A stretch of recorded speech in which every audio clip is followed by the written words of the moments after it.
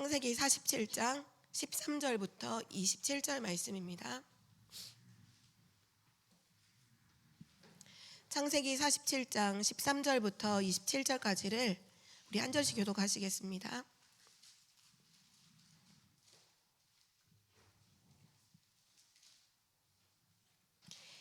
기근이 더욱 심하여 사방에 먹을 것이 없고 애굽 땅과 가나안 땅이 기근으로 황폐하니 요셉이 곡식을 팔아 애굽 땅과 가나안 땅에 있는 돈을 모두 거두어 들이고 그 돈을 바로의 궁으로 가져가니 애굽 땅과 가나안 땅에 돈이 떨어진지라 애굽 백성이 다 요셉에게 와서 이르되 돈이 떨어졌사오니 우리에게 먹을 거리를 주소서 어찌 주 앞에서 죽으리이까.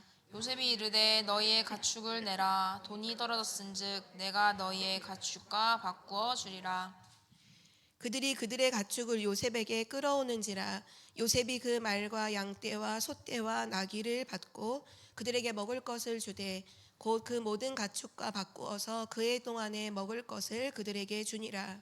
그해가 다가고 새해가 되매 무리가 요셉에게 와서 그에게 말하되 우리가 주께 숨기지 아니하나이다. 우리의 돈이 다하였고 우리의 가축 떼가 주께로 돌아갔사오니 주께 낼 것이 아무것도 남지 아니하고 우리의 몸과 토지뿐이라. 우리가 어찌 우리의 토지와 함께 주의 목전에 죽으리이까. 우리 몸과 우리 토지를 먹을 것을 주고 사소서. 우리가 토지와 함께 바로의 종이 되리니 우리에게 종자를 주시면 우리가 살고 죽지 아니하며 토지도 황폐하게 되지 아니하리이다. 그러므로 요셉이 애굽의 모든 토지를 다 사서 바로에게 바치니 애굽의 모든 사람들이 기근에 시달려 각기 토지를 팔았음이라. 땅이 바로의 소유가 되니라. 요셉이 애굽 땅 이 끝에서 저 끝까지의 백성을 성읍들에 옮겼으나 제사장들의 토지는 사지 아니하였으니 제사장들은 바로에게서 녹을 받음이라. 바로가 주는 녹을 먹음으로 그들이 토지를 팔지 않음이었더라.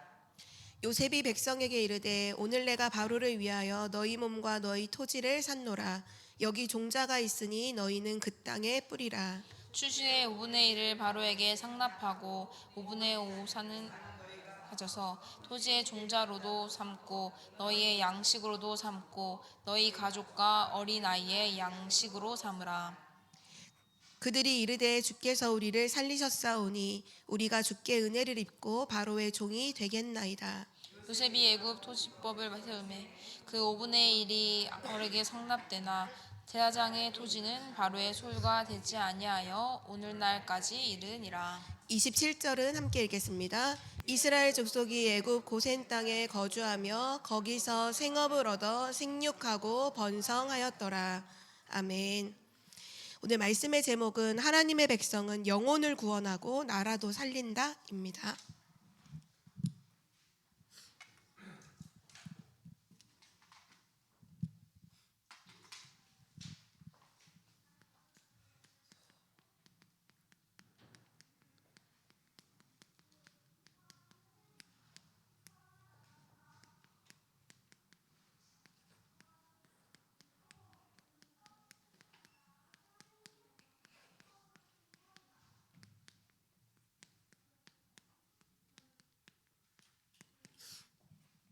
하나님의 백성은 영혼을 구원하고 나라도 살린다.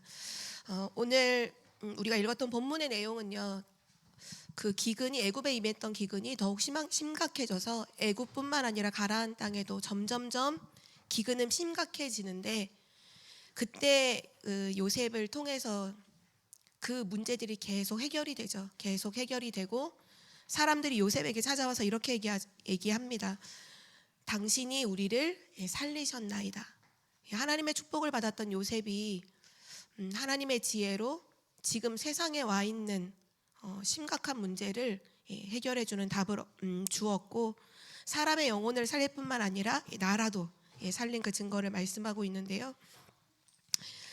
우리가 반드시 기억해야 될 것은 영적인 축복은요 반드시 현장에 영향을 주게 되어 있어요. 영적인 축복은 영적으로의 축복으로만 머물러 있는 게 아니라 우리가 영적인 축복을 받으면 이 축복은 반드시 현장에 전달이 되죠. 그래서 우리가 영적인 힘을 얻으면 반드시 현장을 살리게 돼요. 이게 현장에도 전달이 돼요. 내가 영적인 힘을 얻으면 이것이 가정에도 전달되고 내가 일하는 직장 현장에도 눈에 보이지 않지만 반드시 전달이 되죠. 그래서 우리는 오늘 서론으로 기억해야 될 것은 이제부터 구원받은 하나님 자녀는 무엇을 사모하고 무엇을 찾아 누려야 하냐면요. 에베소서 1장 3절에 보면 그리스도 안에서 하늘에 속한 모든 신령한 복을 하나님이 우리에게 주셨다 이렇게 말씀하고 있거든요. 하나님이 우리에게 복을 주시는데 그리스도 안에서 하늘에 속한, 세상에 속한 게 아니라 하늘에 속한 모든 신령한 복을 우리에게 주실 것이다가 아니라 주셨다 이렇게 말씀하셨어요. 그리고 쭉 나오는 얘기가 뭐냐 하면 하나님께서 우리를 창세전에 예정하시고 우리를 구원하시기로 작정하시고 하나님의 섭리와 은혜 속에서 우리를 구원하셨다. 하나님의 아들들이 되게 하셨다.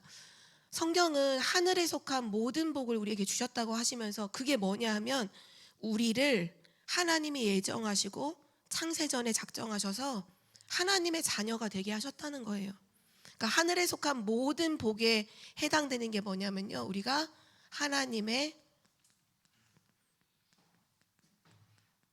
자녀가 되었다는 거예요. 이 말은 하나님의 자녀라는 신분과 권세 속에 하늘에 속한 모든 축복이 담겨 있다라는 사실이에요. 우리는 하나님 자녀가 된 이후에 어떤 축복을 받아야 되지? 어떤 축복을 받을까 생각하지만 성경은 그리스도 예수 안에서 하늘에 속한 모든 신령한 복을 너희에게 주었으니 그것은 너희를 하나님의 아들이 되게 하심이라 이렇게 말씀하고 있어요. 그렇다면 이제부터 우리가 매일매일 확인하고 누려야 될 건 뭐냐면요. 하나님 자녀의 신분과 배경 그리고 주신 권세 이것을 누리는 거예요. 이 축복을 누리는 자가 오늘 말씀 나오는 것처럼 영혼을 구원하고 이 나라도 살릴 수 있죠. 에베소서 1장 10절에도 보면 그리스도 예수 안에서 무엇을 통일되게 하시냐 하면 하늘에 있는 것이나 땅에 있는 것이 전부 다 그리스도 안에서 통일되게 하려 하심이라. 이 말은 뭐냐면요. 하늘의 것과 땅의 것이 연결된다는 거예요. 통일되게 하신다는 거예요. 그렇다면 우리가 하늘에 속한 하나님의 신령한 축복, 영적인 축복, 영적인 힘을 얻으면 이건 세상에 반드시 연결이 돼요. 세상의 복과도 연결이 돼요. 그리스도 예수 안에서 하늘과 땅에 있는 모든 것들을 통일되게 하려 하심이라. 그리고 또 이 비밀이 여기도 나와 있죠. 요한 3서에 보면 요한 3서 1장 2절에 사랑하는 자여 내 영혼이 잘됨 같이 내가 범사에 잘되고 강건하기를 원하노라. 내 영혼이 잘됨 같이 영적인 축복을 누림같이 영적인 축복을 누림으로 네 영혼이 잘됨 같이 너의 범사가 내가 하는 모든 일이 잘되고 강건하기를 원하노라. 그러니까 언제든지 영적인 축복은요 세상과도 연결이 돼요. 하나님 주신 영적인 힘은요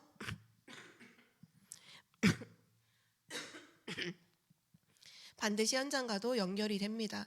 그래서 이사야서 60장 1절에서 22절에 보면 일어나라 빛을 발하라 하나님 여호와의 영광이 내 위에 임하여 있다. 하나님이 주시는 여호와의 영광 그 영광이 내게 임하여 있다. 그러니까 일어나서 빛을 발하라. 그 이후에 나와 있는 3절 이후에 나와 있는 모든 내용이 뭐냐면 모든 나라가 너에게 돌아올 것이고 열왕이 돌아오게 될 것이고 너의 아들들은 멀리에서 오게 될 것이고 너의 딸들은 안겨서 오게 될 것이고 모든 나라가 금은보화 모든 보물을 가지고 다 돌아오게 될 것이다. 근데 그 이유가 뭐냐면 여호와의 영광이 내 위에 임하여 있기 때문에 일어나서 빛을 발하면, 실제 그것을 누리면, 영적인 축복을 누리면 모든 것이 전부 다 돌아오게 될 것이다. 이 비밀을 성경은 말씀하고 있습니다. 그래서 요셉의 실제 믿음과 삶을 보면요, 바로 증인이죠. 요셉이 누렸던 영적인 축복은 바로 임마누엘의 축복이었어요. 하나님이 나와 함께 하시는 이 임마누엘의 축복이 노예 현장에서도 나타나고 감옥 현장에서도 나타나고 나중에 바로왕 앞에 갔을 때에도 이 축복이 나타나죠. 하나님 주신 축복을 가지고 전부 다 답을 주었잖아요. 그래서 우리는 오늘 분명하게 붙잡아야 될 것은, 진짜 영적인 축복을 받으면 세상을 살릴 수 있다. 나라를 살릴 수 있다. 영적인 힘을 가지고 있으면 모든 사람을 살릴 수 있다는 사실이에요. 그렇다면 이 영적인 축복을, 이 영적인 하나님 주시는 힘을 우리는 어떻게 얻어야 될까요? 여기에 대한 비밀이 우리에게는 반드시 있어야 돼요. 하나님의 자녀라면 하나님 주시는 영적인 힘을 내가 누리는 이 비밀을 가지고 세상에서 살아야 돼요. 근데 오늘 하나님께서 뭐라고 말씀하시느냐? 너무나 간단해요. 하나님을 바라보라. 그게 답이에요. 하나님을 바라보는 자는 신령한 복을 얻게 됩니다. 하나님을 바라보라. 하나님은 그 사람에게 가장 먼저 하늘에 속한 신령한 복을 주신다 말씀하고 있고요. 창세기 37장 1절에서 11절에 보면 요셉에게는 여러 형제들이 있죠. 야곱의 여러 아들들이 있지만 그 아들들 중에서 영적인 축복을 받았던 사람은 바로 요셉이었어요. 요셉은 사실 인격적으로 훌륭했던 사람은 아니었던 것 같아요. 이 앞에 37장 1절에서 2절에 보면 형들이 실수하거나 형들이 잘못하는 거 있으면 바로 아버지께 가서 고할 정도로 고자질을 잘한 거죠. 쉽게 말하면 남이 실수한 거 보면 감춰주고 살려주기보다는 바로 부모님께 가서 얘기할 정도로 그런 연약한 단점도 있었지만, 그러나 하나님을 바라봤을 때 진짜 영적인 힘을 얻었어요. 그래서 우리가 기억해야 될 것은, 우리에게는 단점도 있고 장점도 있잖아요. 근데 영적인 힘을 얻으면 그 모든 것이 넘어서 버려요. 솔직히 우리의 단점도요, 넘어서고요. 장점이라고 하는 것도 진짜 영적인 힘을 얻어버리면 그것도 넘어서게 되어 있어요. 그러니까 쉽게 말하면 내가 가지고 있는 것 상관없어지는 거예요. 하나님 주신 진짜 영적인 힘을 얻으면요. 그래서 잠언서 1장 7절에 보면 여호와를 경외하는 것이 지식의 근본이다. 여호와를 경외하는 것, 그것이 모든 것의 근본이다 라고 말씀하고 계시고요. 또 예레미야서 33장 1절에서 9절의 말씀에 보면 너는 내게 부르짖으라. 시위대 뜰에 갇혀있던 예레미야에게 하나님 말씀하셨죠. 하나님을 바라보고 부르짖으라. 그러면 네가 알지 못하는 크고 은밀한 일을 내게 보이리라. 내가 너에게 응답하겠다. 내가 너에게 크고 은밀한 일을 보이겠다. 그러니 다른 거 하지 말고 너는 내게 부르짖으라. 하나님을 바라봐라. 그렇게 말씀하고 계시고요. 또 이사야서 40장 31절에 보면 오직 여호와를 앙망하는 자는 새 힘을 얻으리라. 하나님 말씀하셨죠. 오직 여호와를 앙망하는 자. 하나님을 오직으로 바라보는 자는 반드시 새 힘을 얻을 것인데, 달려도 곤비치 않고 걸어도 피곤치 않고 모든 장정도 젊은이도 넘어지고 자빠지지만 넘어지지 않는, 흔들리지 않는 새 힘을 반드시 얻게 될 것이다 말씀하고 계시고요.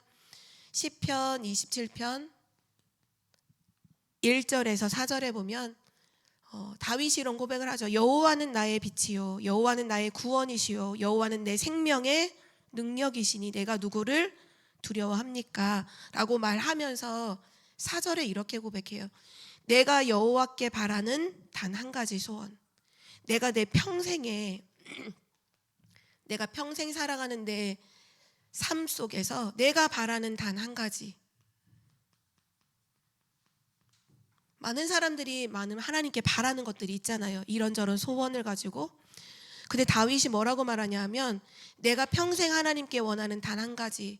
내가 주의 성전에 살면서 주의 아름다움을 바라고 그리고 그의 성전에서 사모하는 것이다. 내가 하나님의 집에 살면서 여호와의 아름다움을 바라고 내가 하나님을 바라는 것, 주의 성전에서 하나님을 바라보는 것, 주의 성전에서 하나님을 사모하는 것, 그것이 내 평생에 원하는 이 한 가지다. 그 다윗이 평생 하나님을 바라보면서 고백했던 게 뭐냐면 여호와는 나의 구원이시고 여호와는 나의 빛이시고 여호와는 나의 생명의 능력이시다. 내 생명의 능력이시다. 오늘 하나님께서 우리에게 말씀하시는 것 다른 것이 아니라 바로 하나님을 바라봐라. 이런저런 지금 내가 고민하고 있는 거 생각하고 있는 거 다 내려놓고 하나님을 바라봐라. 하나님이 하늘에 속한 신령한 복을 주시는데 그 축복 받으면 영혼을 살리고 나라도 살릴 수 있다. 정말 아멘인 줄 믿습니다. 그리고 하나님을 바라는 자에게 하나님을 바라보는 자에게 하나님은 나라를 살리게 하신다는 건 결국 나라를 맡기신다는 거죠. 누가 나라를 살리느냐? 하나님을 바라보는 자, 그가 나라를 살립니다. 오늘 말씀에 보면 애굽 땅의 기근이 굉장히 심해지죠. 13절에 보면 기근이 더욱 심하여 사방에 먹을 것이 없고 애굽 땅과 가나안 땅이 기근으로 황폐하니.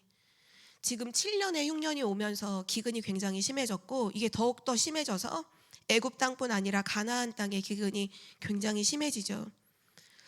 이러한 때에 빛을 발하는 사람이 누구냐? 요셉은 빛을 발해요. 요셉이 하는 것이 모든 사람에게 완전히 답이 돼요.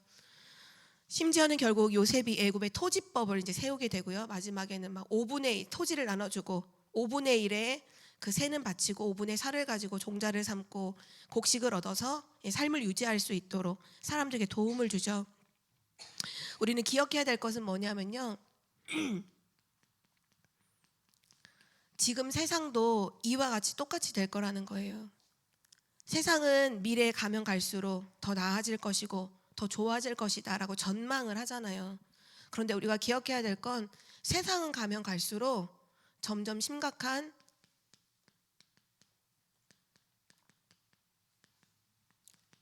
영적 문제들이 계속 더해질 거예요.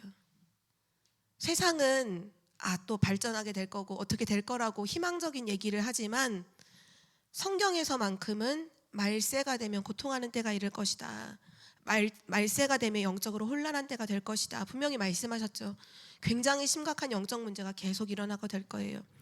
마약은 더 많아질 것이고 마약 지금 뭐 후대들 심각하잖아요. 이번에 보니까 고등학생들이 이제는 그 공부방에 모여서 마약을 하고 마약을 판매하고 막 이런 것들이 막 걸리고 하더라고요. 그래서 지금 이제 장관이 그런 선포를 했잖아요. 청소년들에게 마약 팔면 생각하면 사형까지 한다라고 지금 그렇게 할 정도로 너무 심각한데 뭐 마약뿐만 아니라 뭐 마약의 중독뿐만 아니라 많은 심각한 중독들 또 영적 문제들, 우울증, 정신병 이런 부분들이 굉장히 심각해질 거예요. 근데 이러한 때에 누가 이것을 원인을 알고 답을 줄 수 있느냐? 세상에는 줄 수가 없어요. 세상은 원인도 모르고 누구도 원인을 알 수 없고 누구도 답을 줄 수 없어요. 그래서 복음 가진 자가 그리고 복음 가진 렘넌트가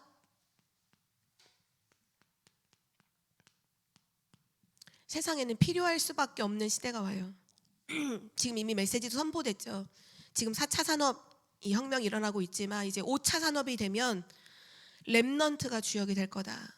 그래서 렘넌트는 지금 준비해야 된다. 왜냐 3단체로 인해서 명상하고 많은 틀린 것들을 했던 사람들이 막 영적 문제를 가지고 막 쏟아져 세상에 나올 건데 그때 그들을 치유할 수 있는 주역이 누구냐? 바로 렘넌트다. 5차 산업혁명이 일어나면 렘넌트가 주역될 것이다. 이미 말씀이 나왔죠. 맞아요.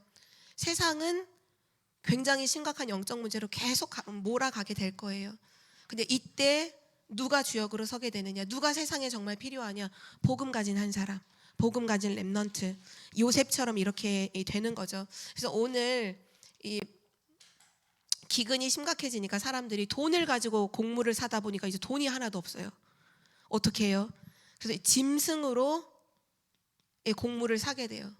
근데 결국 얼마 지나지 않아서 모든 짐승이 다 어디로 가? 다 애굽의 소속이 다 되는 거예요. 애굽의 그 왕궁의 소속으로 다 들어가는 거죠. 이제 곡식을 돈 받고 받고 짐승과 팔았으니까요.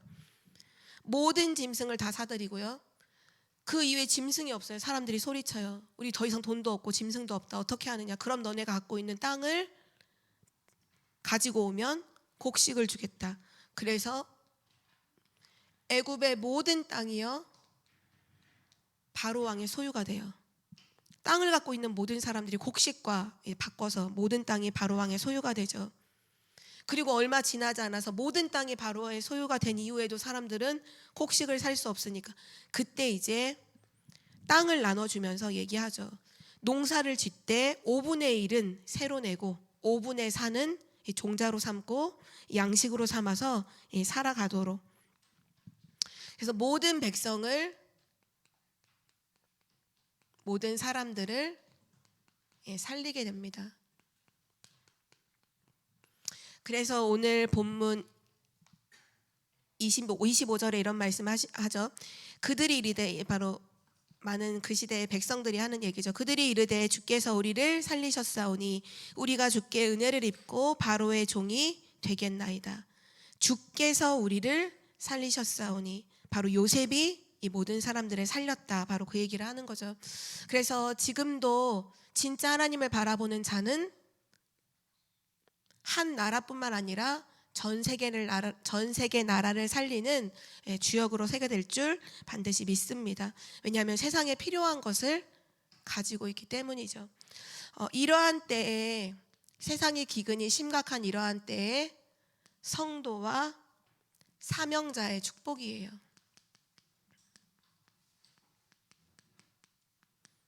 오늘 본문에 보면 굉장히 기근이 심했는데 그 기근이 임하지 않은 곳이 있죠.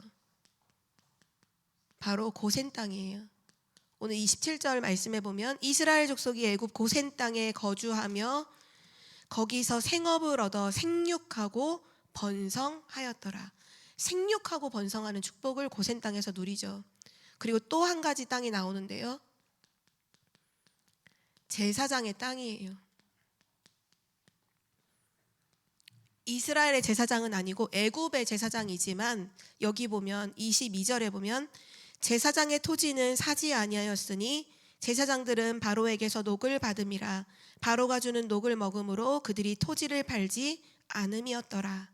또 26절에 보면 하반절에 제사장의 토지는 바로의 소유가 되지 아니하여 오늘날까지 이르니라. 하나님께서 이러한 재앙이, 기근이 굉장히 심각한 때에 고센 땅에는 생육하고 번성하는 축복을 주셨죠. 나중에 출애굽하는 그 10가지 재앙이 임할 때도 보면 그 10가지 재앙이 임하지 않았던 땅이 바로 고센 땅이에요. 똑같이 애굽이에요. 애굽의 고센 땅인데 저주가 임하지 않아요. 하나님이 지키셨다는 거죠. 하나님이 그 땅을 지키셨다. 이유가 뭘까요? 하나님의 백성이 머물고 있기 때문에 하나님이 지키셨다는 거죠. 제사장의 땅도 보면요, 지금 모든 사람들이 다 땅을 가지고서 곡식을 사고 있을 그때에 이 제사장들은 땅을 팔지 않아요. 이유가 뭐냐? 바로 왕이 이들에게 녹을 주고 있거든요. 한마디로 말하면 바로 왕이 먹여 살리고 있어요, 이 제사장을. 그래서 이들은 땅을 빼앗기지 않아요. 그대로 땅이 남아있어요. 땅을 빼앗기지 않고 그대로 남아있어요. 마지막 때에 영적 문제가 심각한 그런 문제와 재앙이 오는 그때에 하나님이 성도와 사명자에게 주시는 축복이에요. 그게 뭐냐 하면 바로 하나님께서 보호하신다. 하나님께서 책임지신다. 바로 그 얘기죠. 그래서 하나님의 자녀는요, 먹고 입고 마시는 것에 대한 염려를 하지 않아도 돼요. 성경에서 이미 마태복음에서도 그거는 이방인이 하는 것이다. 이 모든 것을 하나님은 더하여 주실 것이다. 먼저 그의 나라와 의를 구하라 말씀하신 것처럼 하나님의 자녀는요, 항상 기억해야 될 것이 뭐냐 하면 우리에게는 세상이 알지 못하는 영적인 축복이 있다는 사실이에요. 하늘에 속한 신령한 복이 있다는 사실이에요. 하나님이 지금도 우리를 보호하시고 우리를 책임지신다는 사실을 반드시 기억해야 돼요. 이 사실을 절대로 놓치면 안 되죠. 그래서 오늘 마지막 5번째로, 하나님의 백성은 반드시 나라를 살리게 되는데 우리가 진정으로 나라를 살리고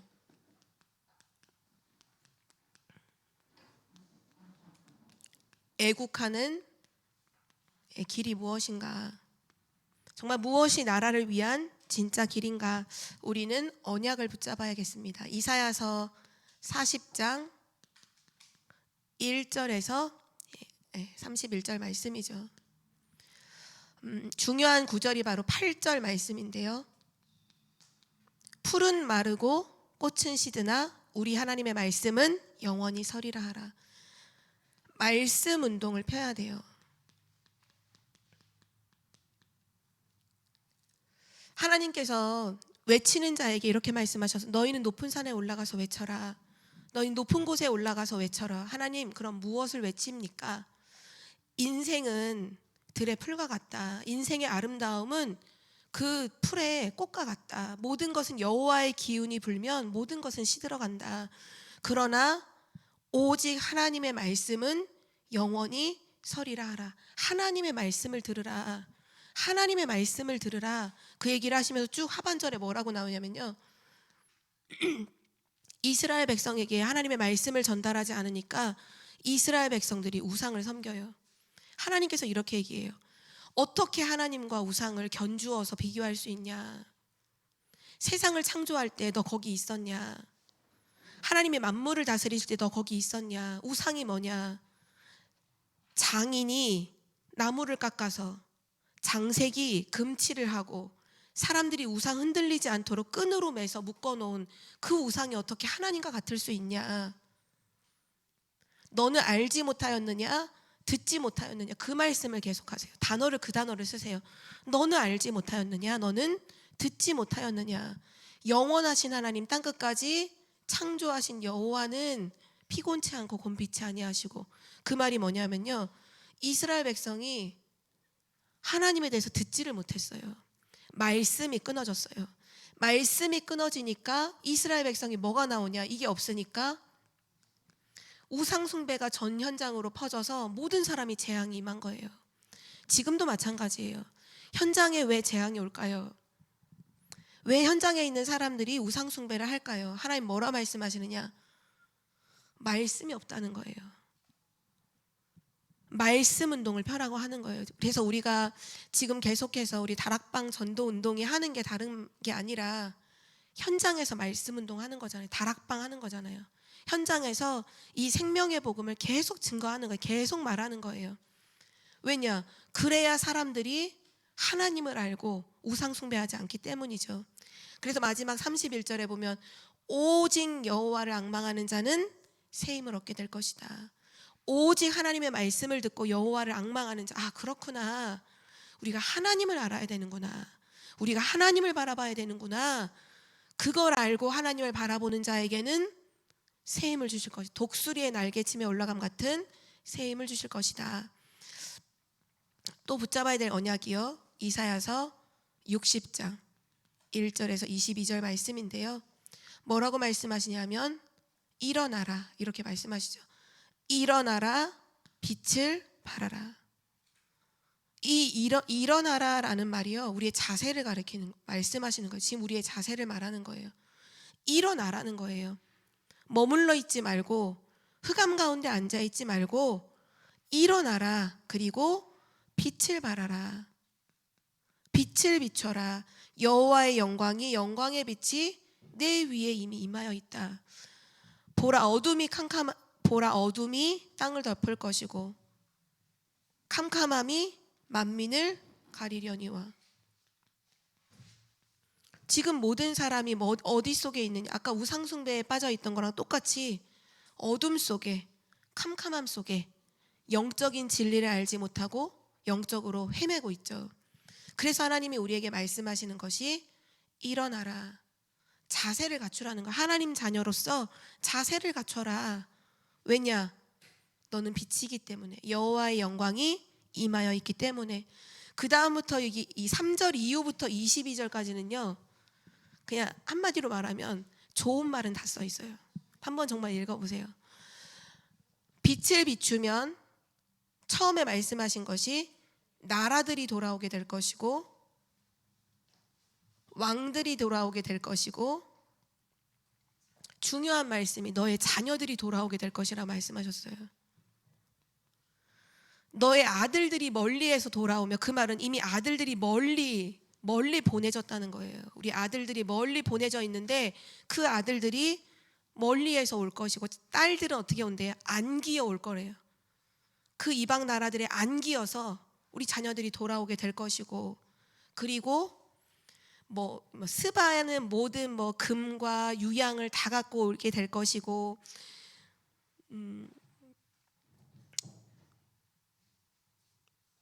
허다한 낙타들이 막 오게 될 것이고, 이방 나라의 재물이 모두 다 돌아오게 될 것이고, 한마디로 말하면 모든 재물, 모든 물질, 모든 축복들이 전부 다 뭐라고 말씀하면 오게 될 것이다. 그 빛 가운데로 오게 될 것이다. 그러면서 우리가 작년에 세계 렘넌트 대회 본문이었죠. 60장 18절에서 22절. 더 이상 태양빛과 달빛이 너의 빛이 아니고 여호와가 너의 빛이 될 것이고, 다시는 너에게 어둠이라는 없을 것이고, 그 약한 자가 강국을 그 작은 자가 천명을 이루겠고 그 약한 자가 강국을 이루게 될 것이다. 때가 되면 나 여호와가 속히 이루리라. 진정으로 나라를 살리고 애국하는 길이 뭐냐? 정말 우리가 있는 그 작은 현장에서, 내게 맡겨주신 그 작은 현장에서 말씀 운동을 펴는 거예요. 하나님의 말씀을 계속 전달하는 거죠. 정말 이번 주 주신 말씀처럼 진짜 하나님의 복음, 하나님의 전도, 하나님의 선교, 이 하나님의 것을 진짜 가지고 계속해서 깨우치는 거예요. 알게 하는 거예요. 그렇구나, 복음이 아니면 안 되는구나. 사람은요 무슨 말을 들으냐에 따라서 생각이 바뀌어요. 심지어 복음 가지고 있는 우리도 지나가는 불신하는 사람의, 불신자의 말 한마디에도 우리도 영향받잖아요. 이 언약 안에 서 있는 우리도 하물며 그런데, 지금 답이 없어 헤매고 있는 사람에게 하는 한마디의 하나님의 말씀이, 언약의 말씀은요 그 사람에게는 뭐와 같으냐? 빛과 같아요. 빛과. 지금 안 듣는 것 같죠? 그냥 무시하는 것 같죠? 아니라니까요. 결정적인 순간에 그 말이 생각이 나서 하나님 앞에 서게 돼요. 그래서 우리는 진정으로 나라를 살리고 애국하는 것, 다른 게 아니라 말씀 운동을 펴는 것, 일어나서 빛을 발하는 것입니다. 그래서 마지막 결론으로요, 하나님이 계속 우리를 가리켜서 너 한 사람 살게 될 것이다 이렇게 말씀하지 않고, 하나님의 백성은 영혼을 살리고 나라를 살리게 될 것이다, 이 말씀을 하시는 이유는요, 하나님은 우리를 보실 때 나라를 보신다는 거잖아요. 하나님 우리 한 사람을 보시는 게 아니라 우리를 통해서 하실 세계복음화를 두고 하나님 모든 걸 보신다는 거잖아요. 그래서 우리는 하나님이 하시는 그 일을 놓고서 뭐를 먼저 회복해야 되느냐? 가장 중요한 건 하나님을 바라보는 그 시간을 내 삶 속에서 찾아내야 돼요. 이 시간이 내 삶에서 가장 중요한 시간으로 찾아져야 돼요. 하나님을 바라보는 시간이죠. 우리는 하루를 살다 보면 이것저것 하게 되고, 막 정말 오늘 메시지 서론에도 보면, 오늘 기도 수천 말씀 서론에도 보면 분열되고, 또 틀린 것, 망할 것, 다른 것, 하나님 주신 것 아닌 것에 막 집착하고, 당연히 집착하니까 중독되고, 뭐 분열이 더 나아가면 당연히 분쟁도 계속 오게 되죠. 우리는 이 시간으로 사실은 하루의 대부분을 허비하잖아요. 일하면서도 계속 뭔가에 계속 분열된 상태로, 가정에서도 있지만 뭐 하면서도 계속 이 상태로 살아가는데, 이게 아니라 정말 하나님을 바라보는 시간, 다른 게 아니라요, 잠깐이어도 좋으니까 하나님의 말씀을 묵상하세요. 하나님의 말씀을 묵상하세요. 강단의 말씀을 가지고 천천히 조용히 호흡하면서 묵상하는 것도 너무 좋고요. 또 중요한 성경 구절 한 가지를 붙잡고 그 말씀을 암송하면서 묵상하세요. 그리고 그 말씀에 집중하는 거예요. 지금 하나님이 뭐라고 말씀하시지? 우리는 하나님 말씀하셔도요, 막 분열돼 있으면 막 이게 지나가 버려요. 뭘 말씀하시는지 몰라요. 묵상하는 가운데 하나님이 주신 언약이 분명히 나와요. 그 말씀에 집중하는 거예요. 집중으로 기도하는 거죠. 아, 하나님이 지금 이것을 나에게 말씀하시는구나. 하나님, 이 언약이 나에게 성취되게 하옵소서. 그것만 하셔도 돼요. 너무 짧잖아요. 1분만 하셔도 돼요. 하나님을 향하여 집중하는 그 시간, 이때요, 잠깐만 집중해도요, 우리 생각도 우리 삶도요, 완전히 달라져요. 영적인 힘을 가지고 살아가는 것과 영적인 힘이 없이 살아가는 것, 천지 차이예요. 그렇죠?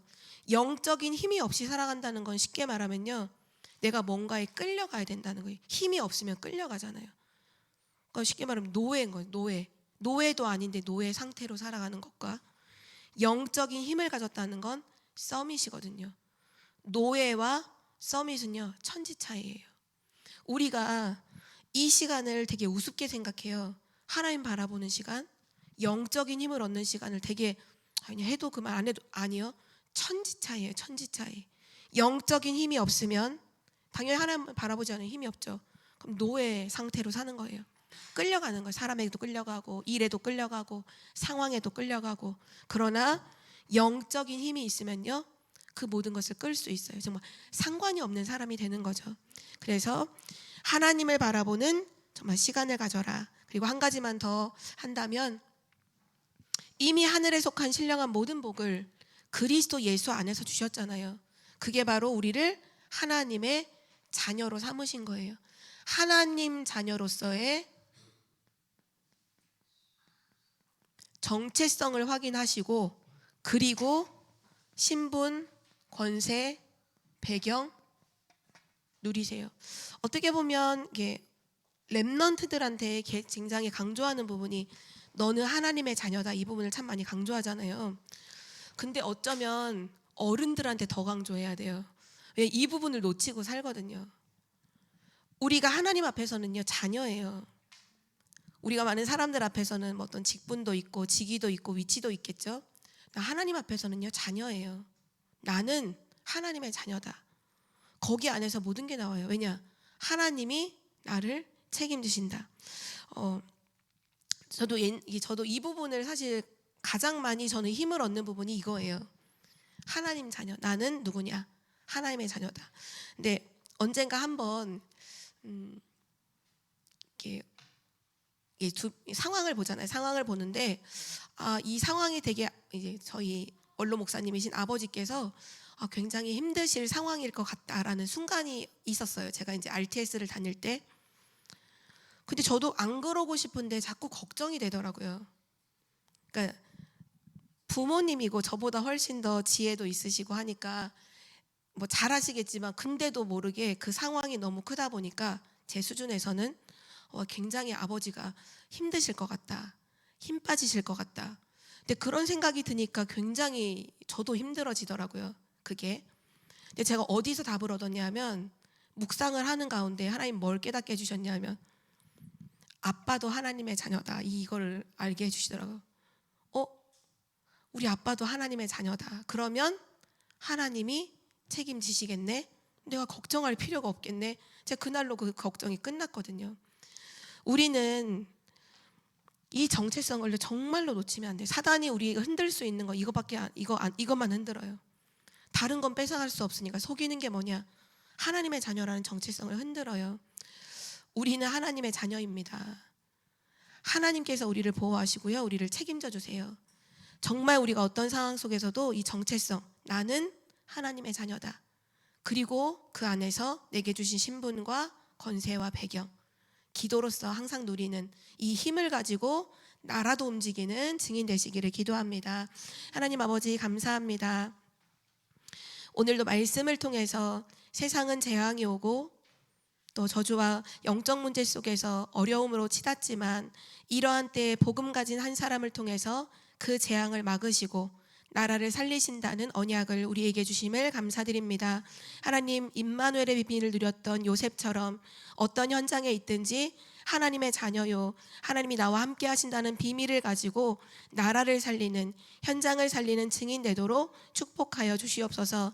언제든지 세상 바라보지 않고 나를 바라보지 않고 오직 하나님을 앙망하는, 하나님을 바라보는 그 시간 속에서 세상을 넘어서는 힘을 얻게 하시고 세상을 살리는 능력을 회복하게 하옵소서. 감사드리며 주 예수 그리스도의 이름으로 기도드립니다. 아멘.